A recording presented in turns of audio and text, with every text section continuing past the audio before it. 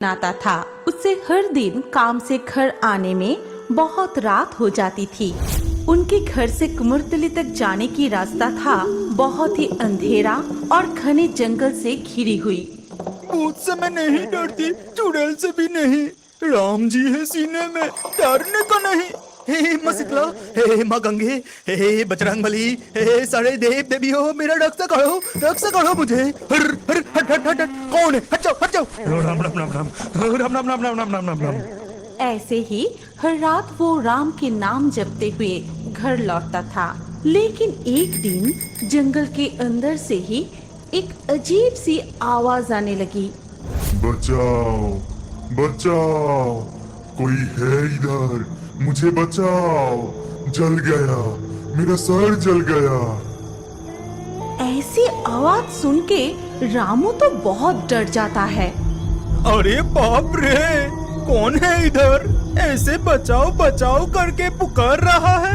ये जरूर कोई प्रेत का पुकार है। भाग रामू, जल्दी से भाग यहाँ से, नहीं तो जिंदा नहीं लौटेगा। ये कहकर वो तेजी से साइकिल चलाते हुए वहाँ से भाग जाता है और घर पहुँचने के बाद वो जोर जोर से हंसने लगा। उसे देखकर पत्नी कमला ने बोली, अरे ये क्या हुआ तुम्हें? तुमने कोई भूत देखा क्या? इतनी जोर से सांस क्यों ले रहे हो? वो कोई मामूली भूत नहीं था, बहुत बड़ा कोई डरावना प्रेत था। लौटने के समय मैं सांप सुना था, कोई बचाओ बचाओ कह के मुझे पुकार रहा था। डर से मेरा ही जान निकल रहा था। मैं जाऊँ उसे बचाने? मुझे फंसाने के लिए ये जरूर कोई प्रेत का ही काम था। ये क्या कह रहे हो? अगर सच में वो भूत तुम्हें मार डालता तो? हे भगवान, तब मेरा क्या अनर्थ हो जाता? मैं कैसे जी पाती? इतना रोने की कोई जरूरत नहीं। ऐसे रो रही हो जैसे प्रेत ने मेरे गला दबाकर खून ही चूस लिया है। कल से रात को देर करना ठीक नहीं होगा। वो सारे काम खत्म करके जल्द ही घर लौटना पड़ेगा। हाँ, वो ही ठीक रहेगा। अगले दिन सुबह रामू रोज की तरह ही काम पर जाता है। उस दिन रात के 8 बज रहे थे जब रामू काम से लौट रहा था। तभी उसी जंगल के रास्ते से घर लौटने के समय अचानक जंगल में बहुत तेज एक ठंडी सी हवा चलने लगी और इसके साथ साथ फिर से चिल्लाने की वही आवाज आने लगे। बचाओ बचाओ, कोई है इधर, मुझे बचाओ, जल गया, मेरा सर जल गया।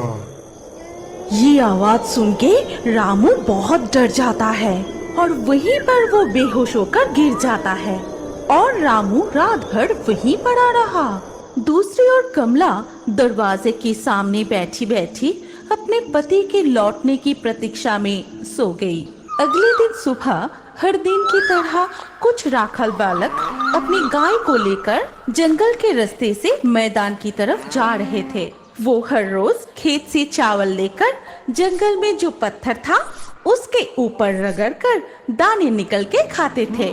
लेकिन आश्चर्य की बात ये है कि जब भी वो पत्थर के ऊपर चावल घिसता था वो पत्थर लाल हो जाता था।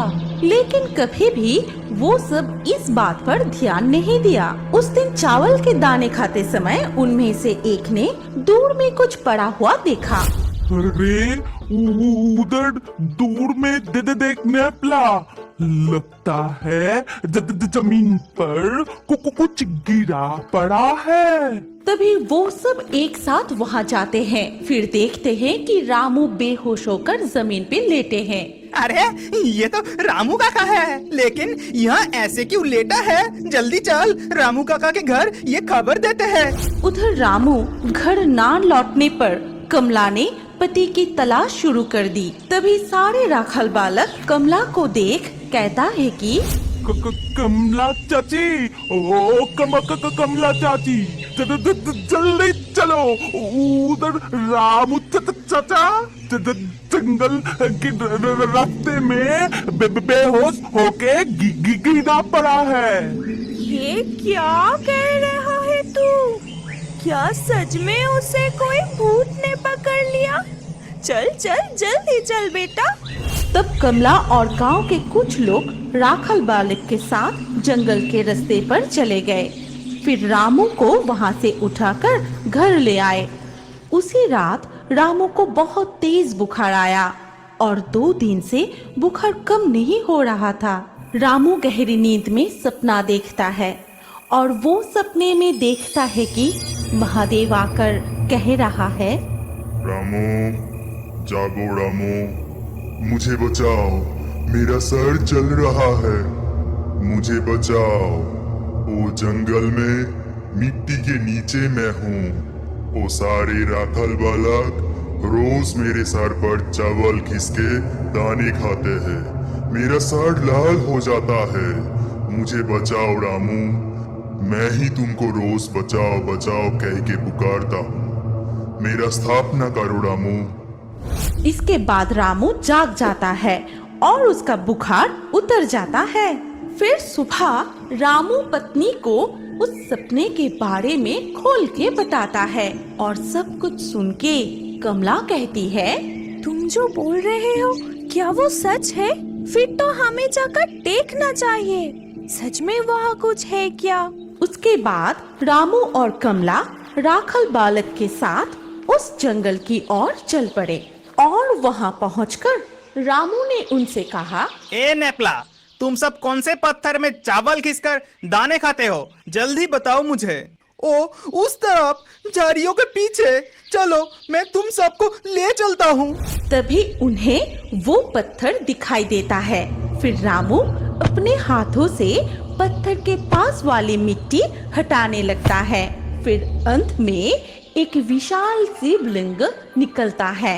ये देखकर रामू कहता है, अरे नेपला, तुम सब इतने दिनों से क्या कर रहे थे? देखो, जल्दी माफी मांगो प्रभु से। राखल बालक को अपनी गलती का एहसास हुआ और उन्होंने महादेव से माफी मांगी। इसके बाद सभी गांव वाले मिलके उस शिवलिंग का स्थापना किए। फिर कुछ दिन बाद ही वहाँ एक बड़ा सा मंदिर स्थापना करके बहुत ही धूमधाम से महादेव का पूजा किया जाता है और वहाँ पर महादेव को बाबा जलेश्वर के नाम से जाना जाता है। उसी गांव का ही एक छोटा सा बालक धीरे धीरे करके उस जलेश्वर बाबा का भक्त बन उठे, जिसके माध्यम से ही बाबा जलेश्वर की महिमा चारों ओर प्रसिद्ध होने लगी। मेरी तरफ क्या देख रहे हैं? तटगोले की तरफ देख, जितना चाहे तटगोला ले ले। अगर वो एक बार भी नीचे की तरफ देखेगा तो चुड़ैल उसका भी गर्दन मरोड़ के उसे भी मार डालेगी। महनपुर नाम के एक गांव के एक कोने में एक बड़ा सा तालाब के पास बहुत सारे तर्ड का पेड़ था। कोई भी अगर उस रास्ते से आते जाते थे तभी वो सारे पेड़ में से तटगोला गिरना शुरू हो जाता था। इसीलिए सब लोग उस रास्ते से जाने से डरता था, क्योंकि अगर तटगोला सर पे पड़ेगा तो बहुत चोट लगेगा और इसी चक्कर में बहुत सारे लोग मर चुके थे। सब लोग उस रास्ते को मनहूस रास्ता कहते थे। असल में वहाँ के तट पेड़ों में एक चुड़ैल रहती थी। उसका काम ही था लोगों को तंग करना और फिर उन लोगों के गर्दन मरोड़ के मार डालना। बहुत दिन हो गए, कोई इधर से आता जाता नहीं। इस पेड़ से उस पेड़ में घूम घूम के थक जाती हूँ। कोई इंसान मिल जाता तो मजा आ जाता। ऐसे ही दिन गुजर रहा था। इधर गांव में उमा रानी नाम की एक औरत अपने बेटे गोपाल के साथ रहती थी। सब उसको प्यार से गोपी बुलाते थे। गोपी को तटगोला से बनी मिठाई, खीर, पूरी ये सब बहुत पसंद था। लेकिन उस मनुष्य रास्ते के अलावा गांव में और कहीं भी तट के पेड़ नहीं था। इसीलिए बहुत दिनों से गोपी अपना पसंदीदा कुछ भी खा नहीं पाया था। माँ, मुझे एक बार जाने दो ना, एक तटगोला लेकर ही आ जाऊंगा। सच में बिल्कुल देरी नहीं करूँगा। कभी नहीं। तुझे नहीं पता क्या, पिछले महीने रमा काका सीता चाची वहाँ गए और नहीं लौटे, वो भी एक ही टटगोले लेने गए थे। माँ की बात सुन के वो चुप कर जाता है।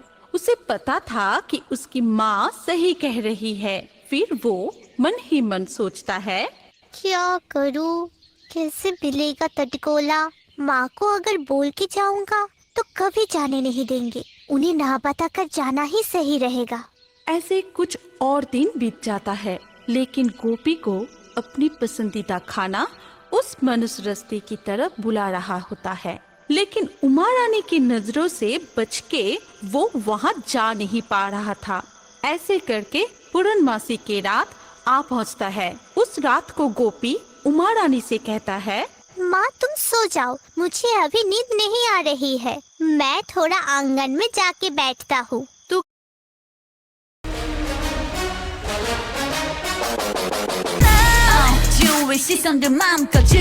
सोएगा। उमा रानी से डांट खा के गोपी चुपचाप लेट जाता है।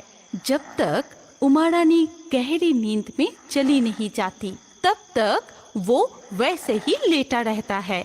गहरी रात में जब उमा रानी नींद में थी, तभी गोपी धीरे से जाके दरवाजा खोलता है और बाहर निकल जाता है। बाहर निकल के गोपी सोचता है, कितना सुंदर चांद निकला है आसमान में। चारों तरफ कितना उजाला है। ऐसा लग रहा है कि सुबह हो गया है। मुझे कुछ नहीं होगा, कुछ टटगोले लेकर ही लौट आऊंगा। सुबह माँ ये सब देख के अचंभित हो जाएंगे। ये सब सोचते हुए वो बोरे लेकर तट पेड़ की तरफ चल पड़ता है। दूर से ही तट पेड़ दिखाई देता है। गोपी मन ही मन बहुत खुश हो जाता है। फिर थोड़ी और आगे जाते ही वो देखता है बहुत सारी टटगोला नीचे पड़ा हुआ है। पूर्णमासी के रात होने के कारण वो सभी टटगोला उसे आराम से दिखाई दे रहा था। कितना सारा टटगोला! आज तो टटगोला लेने में बहुत मजा आएगा। कोई रोक टोक नहीं, जितना मर्जी लेते जाओ। ये सोच के गोपी मन ही मन बहुत आनंदित हो रहा था और ऐसे ही वो तट पेड़ के आगे आ पहुंचा और फिर टटगोला अपनी बोरी में भरने लगा।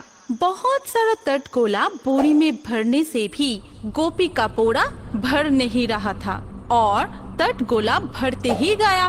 कुछ देर बाद बहुत दूर से एक औरत सफेद साड़ी में हाथ में लंठन लिए इधर आ रही थी।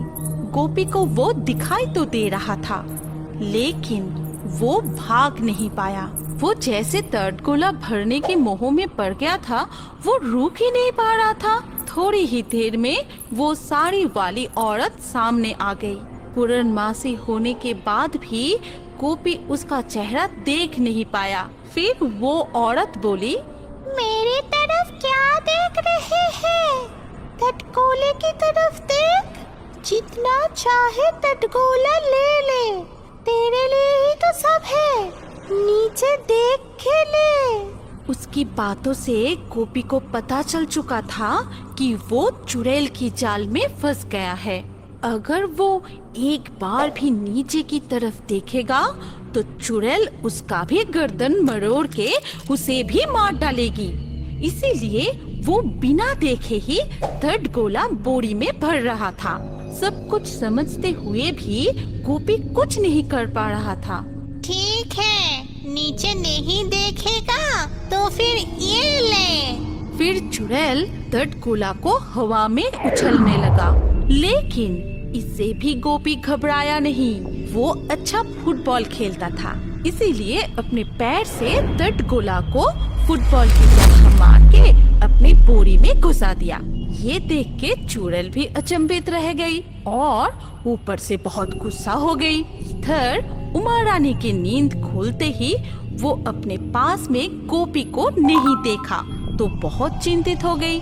पूरा घर पे और आसपास में ढूंढ के भी गोपी ना मिलने पर गांव के कुछ और लोगों को भी बुलाई और गोपी का टटगोला लेकर जो लालच है वो सबको बताई। हाँ, तुम्हारी बात सुन के तो लग रहा है कि गोपे वहीं गया है। भगवान करे हमने देर ना कर दी हो। शुभ शुभ बोलिए सरपंच जी। उस इकलौते बेटे के अलावा मेरे और कोई भी नहीं है। आप तो जानते ही हैं, उसे अगर कुछ भी हो जाएगा तो मैं जीते जी मर जाऊंगी। अरे अरे, बात करके समय को नष्ट मत करो। अरे चलो सब लोग। हो जाएगा तो मैं बेटे के अलावा मेरे और कोई भी नहीं है। आप तो जानते ही हैं, उसे अगर कुछ भी हो जाएगा तो मैं जीते जी मर जाऊंगी। अरे अरे, बात करके समय को नष्ट मत करो। अरे चलो सब लोग, जल्दी से उस मनहूस रास्ते की तरफ चलो। ये कह के सब लोग उमा रानी के साथ चल पड़े। पूर्णमासी होने के कारण रात में भी सब कुछ दूर से ही दिखाई दे रहा था। जब सब लोग तट पेड़ की तरफ आ पहुँचे तो दूर से ही सबको गोपी दिखाई दिया। अरे क्या कर रहा है वो? और वो सामने कौन खड़ी है? कैसे बचाओ अपने बेटे को? अरे जितना हो सके जोर से उसका नाम पुकारो। हो सकता है उसका मोह भंग हो जाएगा। गोपी इधर आजा, गोपी इधर आजा। तभी चुड़ैल इतनी सारी लोगों को एक साथ देख के डर के मारे एक ही बार में अपनी पैरों को लंबे बना के तट के पेड़ पे उठ जाती है और फिर गोपी पीछे मुड़ के माँ की तरफ देखता है। मुझे पता था तुम जरूर आओगी। मैं बिल्कुल भी नहीं डरा था, नहीं तो कब का मेरा काम तमाम हो जाता। पूर्णमासी था इसलिए तुझे बचा पाया। अगर अमावस होता ना तो चुड़ैल की शक्ति ज्यादा होती। हम लोग शायद कुछ नहीं कर पाते। अब से कभी भी तटगोले के लिए जिद नहीं करूँगा माँ, तुम चिंता मत करना। उमा रानी गोपी को गले लगाकर रो पड़ती है। फिर सब लोग वहाँ से लौट जाते हैं।